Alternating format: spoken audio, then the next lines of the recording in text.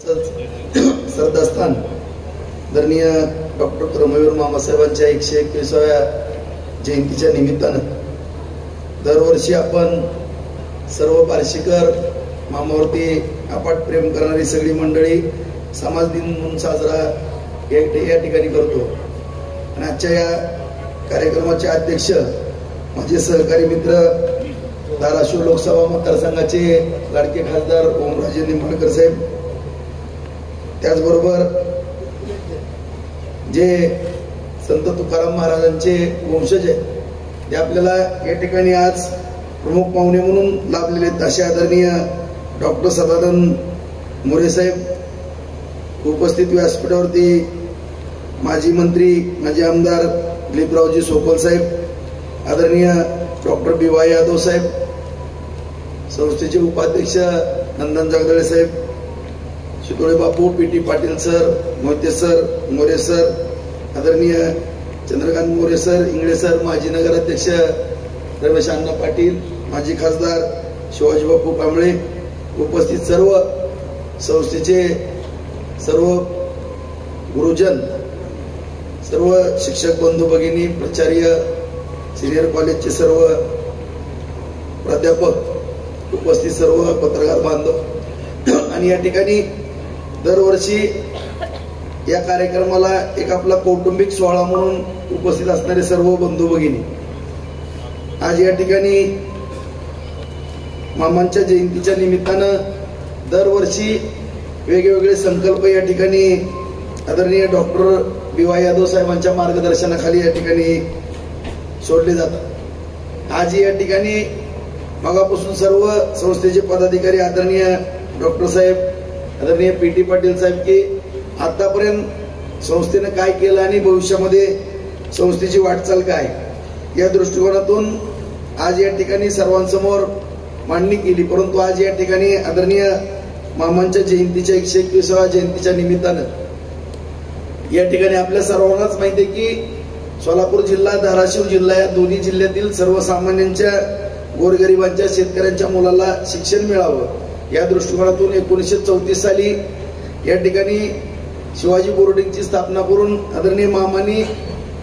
एक वटवृक्ष या ठिकाणी आज निर्माण झालेला आपल्याला दिसतं। जवळपास 40,000हून विद्यार्थी आज या ठिकाणी शिक्षण घेत आहेत आणि संस्था चालवत असताना सर्वजण अत्यंत मामांच्या पावलावरती पाऊल टाकून आदरणीय डॉक्टर यादव साहेब, सर्व संचालक मंडळ अत्यंत चांगल्या पद्धतीने या ठिकाणी संस्थेची वाटचाल करत असताना मामांनी जो आपल्या समोर आदर्श निर्माण करून ठेवलेला आहे तो संस्थेचा असेल किंवा हॉस्पिटल असेल, त्यानंतर आदरणीय बापू कांबळेंच्या माध्यमातून बँक आली आणि ती संस्थेकडे सुपूर्द दिली। या सर्व माध्यमातून संस्थेची सध्या चाललेली वाटचाल आणि संस्थेच्या माध्यमातून सातत्यानं या ठिकाणी केलं चाललेलं आव्हान, मग ट्रॉमा युनिट असेल किंवा भविष्यातल्या वाटचाली, निश्चितपणानं डॉक्टर साहेब आदरणीय मामांनी या भागातील सर्वसामान्यांची मुलं या ठिकाणी शिकवली, घडवली, प्रत्येक जण आपापल्या क्षेत्रामध्ये गेलं। आज जवळपास सध्याचे 40,000 विद्यार्थी आहेत, माजी विद्यार्थी पण मोठ्या संख्येने आहेत। आपण जर माझा वाढदिवस काही संस्था विकासासाठी ही जी संकल्प काढली, निश्चितपणानं प्रत्येक जणांची आताच आम्ही पाहिलं की बिचारा एखादा शिपाई जरी असला तरी त्याची भावना आहे की मोठ्या प्रमाणामध्ये या संस्थेच्या पाठीशी उभारायचं, संस्थेला मदत करायची। आणि सर्व बार्शीकरांची सोलापूर जिल्ह्यातील, त्याचबरोबर धाराशिव जिल्ह्यातील आणि राज्यातून सर्वच माजी विद्यार्थ्यांनी सातत्यानं संस्थेच्या मामांच्या प्रत्येक ज्या उपकाराची जाणीव ठेवून प्रत्येकाने या ठिकाणी आपलं योगदान देण्याचा प्रयत्न केलेला आहे। आज संस्थेच्या माध्यमातून कुठलंही काम असेल तर प्रत्येक जण या ठिकाणी कुणी असेल, आम्ही लोकप्रतिनिधी म्हणूनच नाही, कुणी असेल ते प्रत्येक जण धावून या ठिकाणी सातत्याने येतात। ज्या पद्धतीनं साहेब आपण ट्रॉमा युनिट केलं त्या पद्धतीनं खऱ्या अर्थानं एक मेडिकल कॉलेज आपण या ठिकाणी करा अशी मी आपल्याला नम्रतेची विनंती करतो साहेब। कारण या ठिकाणी जर मेडिकल कॉलेज करायचं म्हणलं तर संस्थेशिवाय कोणाचं धाडस या ठिकाणी होणार नाही। एक अगोदरचं जवळपास 350 बेडचं हॉस्पिटल आपल्याला या ठिकाणी उपलब्ध आहे। मी आपल्याशी पण चर्चा केलेली आहे साहेब, नंदन साहेबाबरोबर पण बोललेलो आहे, सगळ्यांना बोललेलो आहे।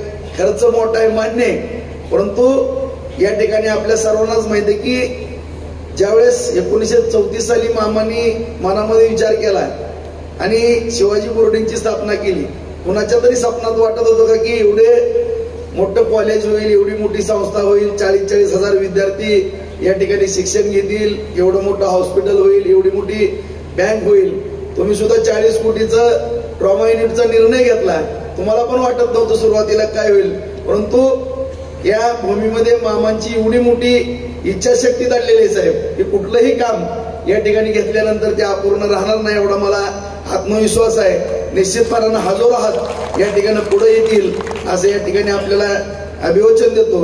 आणि सातत्यानं संस्थेच्या बाबतीमध्ये ज्या ज्या अडचणी येतील त्या अडचणी दूर करण्याकरता जीही जबाबदारी तुम्ही सगळेजण आमच्यावर टाकचाल ती निश्चितपणानं प्रामाणिकपणानं आम्ही पार पाडू अशी या ठिकाणी सर्वांना अभिवचन देतो आणि माझे 2 शब्द संपवतो. जय हिंद, जय महाराष्ट्र. धन्यवाद राऊत साहेब.